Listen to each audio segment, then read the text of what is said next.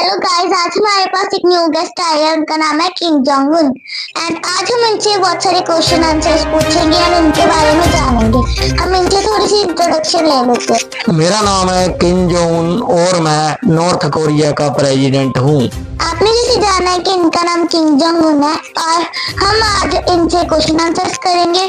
तो हमारा पहला सवाल है कि आपके पास इतने मोबाइल है, आप उनको यूज क्यों नहीं करते? देखो, ऐसा है कि मेरे साथ कोई झगड़ा नहीं करता और मेरे साथ कोई लड़ता नहीं, और मैं क्या करूं इन सभी चीजों का। आप पीछे देख रहे हैं तो मैं क्या चाह डालूं इन चीजों का। इतनी बड़े बड़े हथियार हैं, बड़े बड़े इतने आप पैसा खर्च किया हुआ और देश का सामान तक बेच दिया।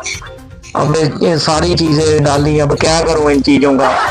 कोई फायदा नहीं है। कोई बहुत शरीफ लोग हैं, लोग तो ऐसे बोलते हैं कि देश बहुत खराब है, लेकिन बहुत शरीफ देश है जी। कोई झगड़ा नहीं करता, मेरे साथ तो कोई बात भी नहीं करता। कोई बात करे तो अच्छा है, पता नहीं क्यों मेरे से दूर दूर रहते हैं सभी। अब आपको जैसे पता चल रहा है कि इनके साथ कोई देश लड़ता नहीं है, इनका देश काफी शरीफ है, तो ये तो हमें पता चल चुका है। इसलिए अब हम नेक्स्ट क्वेश्चन पुट करते हैं। ऐसा पता चल रहा है कि आप जहाँ भी जाते हैं अपना टॉयलेट साथ लेके जाते हैं, ऐसा क्यों? देखो, ऐसा है जी कि मैं जब कहीं बाहर जाता हूँ तो मुझे पोटी बहुत आ जाती कई बार, और जब मैं बाहर जाता हूँ जी मुझे पोटी वगैरह आ जाती, कई बार ज्यादा आ जाती है। तो उसमें ये मुझे डर रहता है कि मेरी जो पोटी है अगर मैं उनकी टॉयलेट में करूंगा तो वो उसके कहीं टेस्ट ना कर लें, मेरी पोटी टेस्ट करके वो मेरी प्रॉब्लम का पता ना लगा लें कि मेरी कौन सी मेडिसिन चल रही है, या मेरी पोटी मेरे शरीर के सारे उसमें पता चल जाता है कि कौन सी मेरी दवाई चल रही, कुछ चल रही। इसलिए मैं अपना जो वो पोटी का डंप है साथ में लेके जाता हूँ। जो मेरी पोटी होती है उसको मैं फिर अपने देश में वापस लेके आता हूँ, फिर उसको मैं नष्ट करता हूँ। इसलिए हमें इस सवाल का जवाब मिल चुका है। ये काफी फनी था और सवाल भी काफी फनी था। और अब हमारा नेक्स्ट क्वेश्चन ये है कि आपके जो देश के लोग हैं वो अपना मनमर्जी का हेयर स्टाइल क्यों नहीं कर सकते? वो ऐसा है बेटा कि जैसे आपने मेरा हेयर स्टाइल देखा है कैसा है, ऊपर बाल तीखे जेजीबी जैसे, तो उसमें जैसे मेरे बाल जेजीबी भैंस के जैसे हैं, तो मैंने बेसिक 12 हेयर स्टाइल रखे हैं। अब आपको पता है कि जहाँ पे ज्यादा हेयर स्टाइल रखे जाते हैं, लड़कियां यहाँ से बाल लंबे लंबे निकालती हैं, यहाँ से निकालती हैं, और बहुत तरह तरह के लोग घुमाऊ न्यूडल जैसे बाल रखते हैं। तो उसके क्या है कि जो लड़कियां लंबे बाल निकाल के सोचती हैं कि ज्यादा सुंदर लगती हैं वो, लेकिन उससे क्या है कि माहौल खराब होता है, मतलब बेकारी उससे जो है ज्यादा बढ़ती है और लड़ाई झगड़े होते हैं। इसलिए मैंने 12 हेयर स्टाइल रखे हैं। इसके अलावा जो कोई रखेगा हेयर स्टाइल मैं उसे जो है दंड दूंगा। इसके अलावा कोई भी हेयर स्टाइल नहीं रख सकता। और एक खास बात, मेरे दादा, मेरे पिताजी और मेरे जैसा हेयर स्टाइल कोई नहीं रख सकता, 12 अलग ही रख सकता। तो उसका कारण ये है कि लोग ज्यादा अपने आप में संजय दत्त और सलमान खान ना बने। तो हमारा नेक्स्ट क्वेश्चन ये है, आपने फ्लड कर्मचारियों को क्यों मरवाया था? ऐसा है कि आपने बहुत पेचीदा सवाल पूछ लिया बेटा। वो ऐसा था कि हमारे देश में फ्लड आ गया था और कुछ लोगों की जो है जिम्मेदारी लगा रखी थी कि जैसे सभी देश में होती है। अब इंडिया में तो आपको पता है कि जब तक हम ज्यादा से ज्यादा घर जो है वो ना बिछ जाए तब तक कोई एक्शन नहीं होता, उसके बाद भी नहीं होता।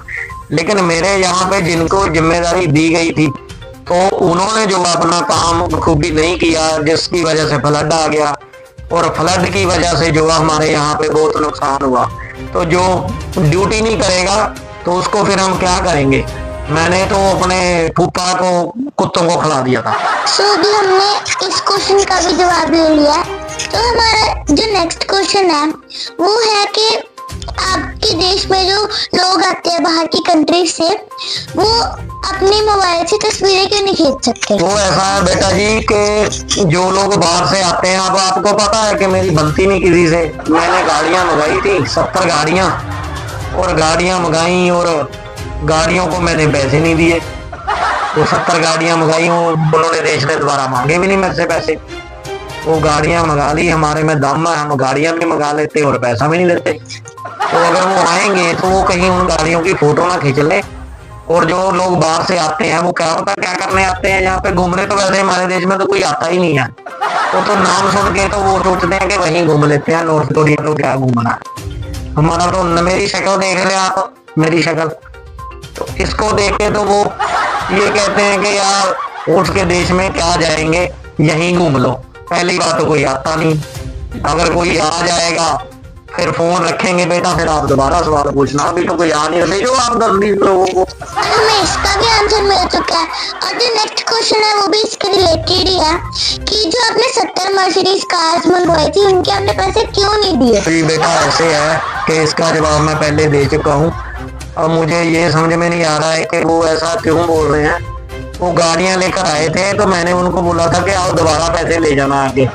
मर्सिडीज गाड़ियां थी 100 करोड़ की, तो मैंने बोला कि आप आके भाई पैसे ले जाना, तो दोबारा पैसे लेने कोई नहीं आया। मैं अब उनको बुला रहा हूँ कि आओ मेरे देश में आओ, पैसे ले जाओ और चाय पानी भी पी के जाओ साथ में, आपको भी अच्छा चिकन विकन सब खिलाएंगे। लेकिन मैं तो देना चाहता हूँ, वो पैसे लेने नहीं आते।